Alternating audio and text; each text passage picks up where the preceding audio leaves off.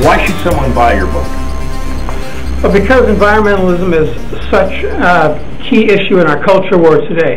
Among a lot of people, some of the key issues tend to be the social issues, homosexuality, abortion, but environmentalism is also a really key issue in the cutting-edge culture war right now, and there's a lot of Christians who are increasingly becoming seduced by the message, because it seems as though there is such a unified position against or in favor of environmentalism. It's hard to withstand that. So Christians need to have the arguments in order to counter the myth, the many myths actually of environmentalism.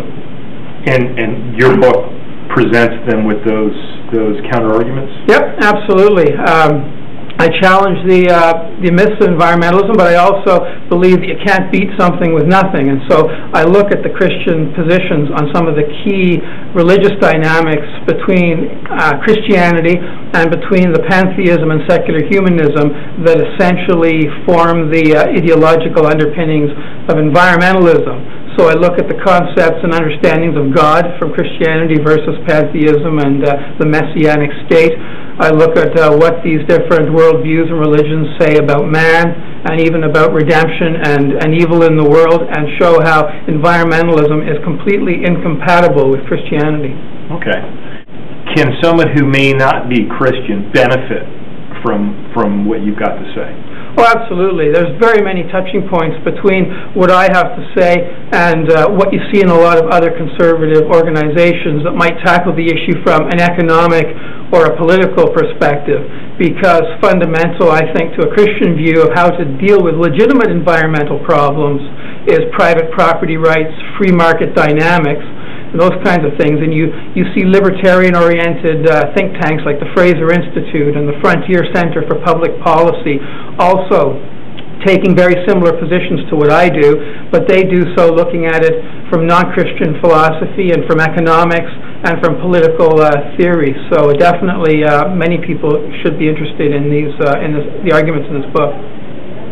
Obviously, you know, someone's going to ask the question, what does religion have to do with the environment? Like, what's the deal here? You know. Well, exactly. It's kind of an interesting angle to bring to the issue, considering so many people see it as an issue of science and an issue of objective facts. And yet, when you dig a little deeper into the environmental issue, you realize that there really is no such thing as a brute fact that exists without interpretation. Everybody brings their own worldview, their own ideology to the facts and interprets them from the basis of their worldview. And so David Suzuki, who is considered, perhaps the high priest of environmentalism in Canada, he has very religious-oriented foundation for his views, and I present that in the introduction of the book. And you can see how religion over against straight science or simple, rational engagement with the ideas has a very significant impact in terms of what people believe about the environment. Okay, so you're suggesting then that environmentalism itself could itself be a religion?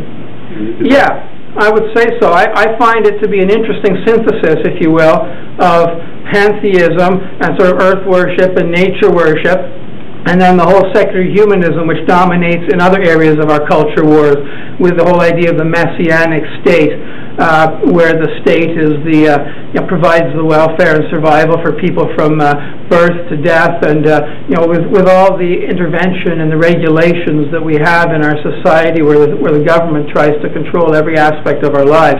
So you have the messianic state and you have the earth worship, and somehow they merge in environmentalism to make almost a distinct kind of religion. Just curious, he's no longer of any political importance, but what do you think of Stefan Dion's air tax concept? I believe it was the air tax concept. Yeah, I suppose that's my way. You don't want to know what I thought of that. I mean, talk about messianic state. Talk about the government imposing completely uneconomical strategy on supposedly banning something and supposedly causing harm. We don't even have proof, strong proof, that the carbon dioxide is causing the global warming problems that they claim is a problem, let alone that it's a problem anyway. So for him to be using this mythology, and again, ultimately I would say this religious fervor to try to impose an ideology on society that's got very destructive economic implications is crazy. And you see that in other parts of the world where he tried to imitate, like Europe. European countries are backing off from this because of the current economic meltdown, because they know that with the economic realities they can't afford this kind of crazy ideas and strategies that they were putting forth 5 years ago and 2 years ago. One thing I really like about your book, one of the reasons that Freedom Press published your book, was because it presented the idea that social conservatives don't just have, like their hobby horse trendy issues, like, being pro-life is one of them, clearly, importance of marriage, and that. You mentioned this at the beginning of our interview, and I just want you to, maybe round up here. How important is it for social conservatives to have a full-orbed view of culture and economics? And that seems to be a theme in a lot of your writing. So just expand on that. Yeah, no, it's essential, because the fact that we haven't for so many years has allowed what's become the Christian left to become almost the representatives of a Christian worldview. And so you even have the National Association of Evangelicals with Ted Haggard and with Richard Cizik buying into the global warming theory and trying to move evangelicals in that direction. And Christian conservatives hardly had a response to that because they hadn't worked through those issues, and they were scrambling because they didn't feel right about buying into the environmentalist ideology, but they didn't really have strong arguments to bring their base together to challenge the move to the left on these issues. So Christians have to broaden their worldview and their perspective on all these issues, because the Bible and God speak to every area of life, and if we're just going to have hobby horses, we're going to continue to be marginalized. We'll never be able to cultivate a solid conservative movement in this country, and we're never going to win back our culture. So it's absolutely imperative.